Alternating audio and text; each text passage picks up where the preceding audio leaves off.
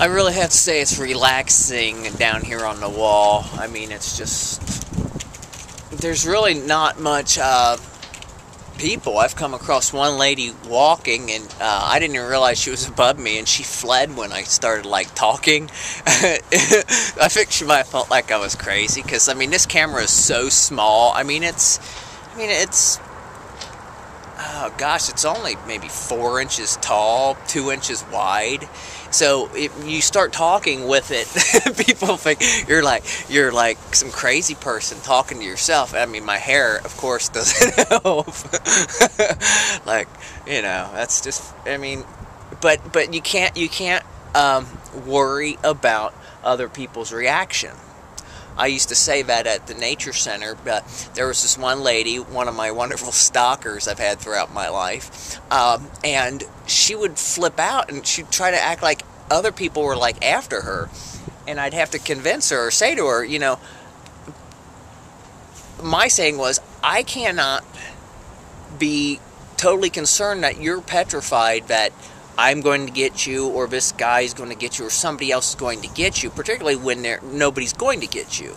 I mean, perfect example is, I get out of my car to go into stores, and people will literally look at me, go back to their car, and then, like, put their car alarms on. This, like, happens all the time, has for years, and it makes me laugh that I've got a reaction out of you.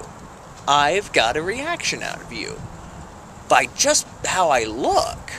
And that's funny, because one, it's like, why didn't you put the car alarm on in the first place, you know, if you're going to put one on? And two, what have you got in your car that I would want to steal? I mean, if you're intelligent, you really don't have anything, like, in your cabin, basically, is what you could call it. And, you know, if it's valuable enough, throw it in your trunk. I do. Trust me. I was given that word of advice by basically a thief once, many years ago. Said, you know, if it's there, they'll steal it. You know, if you don't want it stolen, one, try to put it in your trunk. But a lot of these cars nowadays, you can get in a trunk. They came after my car. I had an old Mustang too. You couldn't pop it without a key. They tried to get in that trunk. They tried to pry into that. They couldn't get into that. I think they went after my glove box, because that locked at the time. It was an old, sturdy Ford car, and you couldn't get anything. The only thing they got, because they're after my stereo, but I had removed the faceplate. Duh. And it was in the house.